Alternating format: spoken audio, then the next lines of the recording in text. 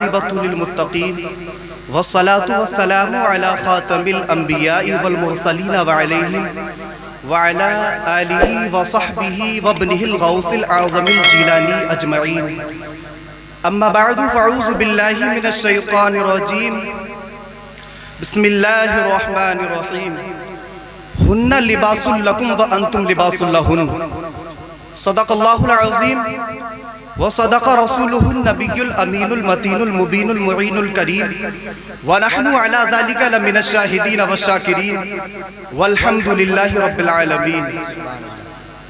آئیے ہم اور آپ سب سے پہلے اللہ کے حبیب دونوں عالم کے طبیب جناب احمد مجتبی محمد مصطفیٰ صلی اللہ تعالیٰ علیہ وسلم کی بارگاہ عالیہ میں درود و سلام کا نذرانہ پیش کریں، پڑھیں باواز بلند اللہم صلی علی سیدنا و مولانا محمد طب القلوب و دوائها وعافیت الابدان و شفائها ونور الابصار و ضیائها وعلی آلہ و اصحابہ وبارک وسلم۔ خطبہ مسنونہ کے بعد میں نے جس آیت کریمہ کی تلاوت کرنے کا شرف حاصل کیا، رب کائنات قرآن مجید میں ارشاد فرماتا ہے ہن لباس لکم وانتم لباس لہن، بیویاں تمہارے لیے لباس ہیں اور تم بیویوں کے لیے لباس ہو۔ سب سے بڑی برکت والی بیوی وہ ہے جس کا بوجھ انسان پہ کم ہو، جو حسین چہرے والی ہو، عصمت کی حفاظت کرنے والی ہو۔ نکاح کرنے کی بہت ساری وجہ ہیں، میں آپ کو تھوڑی ہی دیر بولوں گا، اس میں سے چند آپ کے سامنے بیان کروں گا۔ میرے آقا نے ارشاد فرمایا تناکحوا تکثروا فانی اباہی بکم الامم یوم القیامت ولو بالصدق، تم نکاح کرو، اپنی اولاد کی کثرت کرو، کیونکہ روز قیامت تمہارے ذریعے میں اپنی امت کی کثرت پر فخر کروں گا، اگرچہ حمل کا سکوت ہی کیوں نہ ہو۔ ایک جگہ میرے آقا فرماتے ہیں النکاح من سنتی فمن رغب عن سنتی فلیس منی، نکاح میری سنت ہے اور جس نے میری سنت سے رجوع کیا وہ ہم میں سے نہیں ہے۔ مشائخ کے اور بھی بہت قول ہیں، ایک قول یہ ہے کہ نکاح شہوت کو دور کرنے اور دل کی فراغت حاصل کرنے کے لیے نکاح کرنا چاہیے۔ بزرگوں کا ایک قول یہ ہے کہ اپنی نسل قائم رکھنے کے لیے نکاح کرنا چاہیے تاکہ اولاد پیدا ہو۔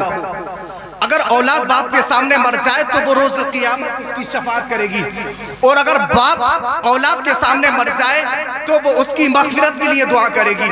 مگر بزرگ کے قول یہ بھی ہے کہ تم حسب و نسب دیکھ کر شادی کرو۔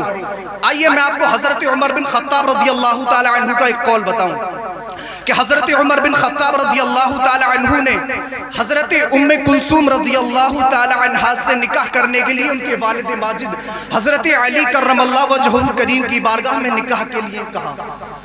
حضرت علی کرم اللہ وجہہ الکریم نے فرمایا اے عمر بن خطاب، ام کلثوم کی عمر کم ہے اور آپ کی عمر زیادہ ہے۔ تو اس کے جواب میں حضرت علی نے کہا ہے عمر بن خطاب، ام کلثوم کی عمر کم ہے اور آپ کی عمر زیادہ ہے، میں یہ چاہتا تھا کہ اپنی بیٹی کا نکاح اس کے چچا زاد بھائی حضرت عبداللہ بن جعفر رضی اللہ تعالی عنہ سے کر دوں۔ تو حضرت عمر بن خطاب رضی اللہ تعالی عنہ نے کہا کہ علی، میں ان سے دفع شہوت نہیں چاہتا، میں ان سے آقا حضور صلی اللہ تعالی علیہ وسلم کی نسبت حاصل کرنا چاہتا ہوں، کیونکہ میرے آقا کا قول ہے کلو حسب و نسب ینقطع بالموت الا حسبی و نسبی، یعنی مرنے کے بعد ہر حسب و نسب منقطع ہو جاتا ہے مگر میرا وہ حسب و نسب ہے جو مرنے کے بعد بھی باقی رہتا ہے۔ اور ایک جگہ میرے آقا ارشاد فرماتے ہیں کلو سبب و حسب ینقطع بالموت الا حسبی و نسبی، یعنی ہر سبب و حسب منقطع ہو جاتا ہے مگر میرا حسب و نسب وہ حسب ہے جو کبھی منقطع نہیں ہوگا۔ تو اے لوگو، اے علی، میں آقا حضور صلی اللہ تعالی علیہ وسلم سے نسبت کرتے ہوئے مجھے سبب تو حاصل ہے مگر مجھے نسب حاصل نہیں، تو میں یہ چاہتا ہوں کہ آپ کے صاحبزادی حضرت ام کلثوم رضی اللہ تعالی عنہ سے نکاح کر لوں۔ تو حضرت علی کرم اللہ وجہ الکریم نے اپنی شہزادی حضرت ام کلثوم رضی اللہ تعالی عنہ حضرت عمر بن خطاب رضی اللہ تعالی عنہ کو دے دی۔ मोहतरम हाज़रीन इकराम, याद करें उस वक्त को जब हुजूर रहमतुल लिल आलमीन की बज़ में हिदायत सजी हुई होती, सहाबाए किराम अदब व एहतराम के साँचे में ढलकर बैठ जाते, हुजूर का दरियाए करम लोगों को सैराब करता रहता। चुनांचे उन्हीं आने वालों में से एक सहाबी भी थे जो रोज आते खामोशी से किनारे पर बैठ जाते, कभी किसी से बोलते रहते। एक दिन मेरे आका ने उनसे पूछा, क्या बात है दोस्त, तुम खामोशी से आते और अपने घर वापस चले जाते हो? क्या तुमने कभी हमसे हम कलामी का शरफ हासिल नहीं किया? ऐसा मालूम होता है तुम्हारा दिल जख्मों से चूर है, मसरत और शादबानी तुमसे रूठ चुकी है। आखिर बात क्या है, बयान करो। उन्हीं सहाबी ने अर्ज की, या रसूल अल्लाह, ये उस जमाने की बात है जब आप तशरीफ नहीं लाए थे, हर तरफ तारीकियां छाई हुई थी, बच्चियों की पैदाइश जिल्लत और रुसवाई का सबब बनी हुई थी। जब बच्चियों को जिंदा दफन कर दिया जाता था, उन्हीं दिनों में हसीन और जमील औरत से मेरी शादी हुई। जिंदगी के दिन बहुत ही खुशगवार थे। शादी के कुछ महीने बाद मेरी बीवी से उम्मीद हुई कि उसके वतन में मेरी औलाद परवान चढ़ने लगी। उस बच्चे की पैदाइश से चंद महीने कबल मुझे तिजारत के लिए सफर पर जाना हुआ। मैंने बीवी से कहा, अब मैं कई साल के बाद वापस आऊंगा, लेकिन मैं तुम्हें यह हुक्म देता हूँ, ताकीद करता हूँ, अगर बच्चा पैदा हो तो उसकी परवरिश करना, अगर बच्ची पैदा हो तो उसको जिंदा दफन कर देना। मेरी गैरत और हमीयत ये बर्दाश्त नहीं कर सकती कोई मेरी बेटी का शौहर बने, कोई मेरा दामाद बने। मैं किसी को अपना दामाद बनाकर अपना सर समाज में झुकाना नहीं चाहता।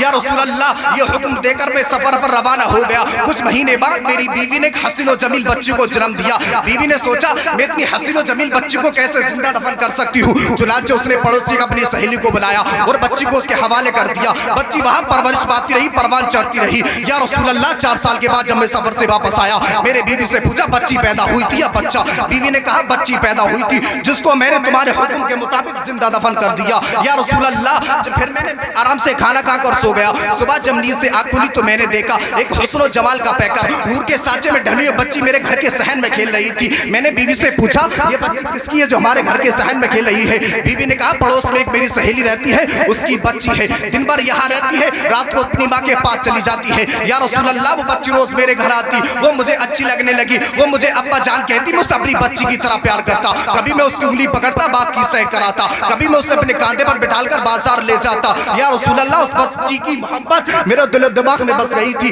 एक रात मैंने बीवी से कहा, काश मेरी भी कोई नूर नजर होती, काश मेरी भी कोई लफ्ज़े जिगर होती, काश मेरी भी कोई बेटी होती, मैं उसे बागों की सैर कराता, मैं उसे बाजार घुमाने के लिए ले जाता। जब बीवी ने देखा कि अब बच्ची की जान को कोई खतरा नहीं है, तो कहने लगी, है मेरे सरताज, ये बच्ची किसी और की नहीं है, बल्कि आप ही की बच्ची है, जिसको मैंने जन्म दिया था। इसकी जान के खौफ से इसे मैंने अपनी सहेली के हवाले कर दिया। वो सहाबी कहने लगे, या रसूल अल्लाह, इस वक्त मेरी खुशियां मुझसे रूठ चुकी है। जब मैंने ये सुना कि ये बच्ची मेरी है, तो मेरा नफ्स का शैतान अंगड़ाइयां लेकर बेदार हो गया। कहने लगा, बड़ी होगी तो शादी करनी पड़ेगी, कोई तुम्हारा दामाद बनेगा, फिर तुम समाज में चलने के काबिल नहीं रहोगे। इतना सुनना था कि मैंने फावड़ा कांधे पर रखा, बच्ची की उंगली पकड़ी, बाजार के जंगल की तरफ चलने लगा। बच्ची कहने लगी, अब्बा जान आप कहाँ जा रहे हैं? मैंने कहा, चलो बाजार से तुम्हारे लिए खिलौने लेकर आऊंगा। जब बच्ची बाजार में दुकानों को देखती तो कहती, अब्बा जान देखिए कितने खूबसूरत खिलौने, खरीद दीजिए ना। मैंने कहा, चलो वापसी में तुम्हारे लिए वापस लूंगा। जब मैं चलता रहा, जब मैं जंगल पहुंचा तो एक बबूल के दरख्त के साए में मैंने बच्ची को बिठा दिया और थोड़ी ही दूर गड्ढा खोदना शुरू किया। बच्ची कहने लगी, अब्बा जान ये आप क्या कर रहे हैं? देखिए आपके कपड़े गंदे हो रहे हैं। मैंने कहा, कुछ नहीं, बस गड्ढा ही खोद रहा हूँ। जब गड्ढा मुकम्मल खुद गया, बच्ची मेरे पास आई, अब्बा जान ये आप क्या कर रहे हैं? देखिए आपके कपड़े बहुत गंदे हो रहे हैं, आपको पसीना आ रहा है।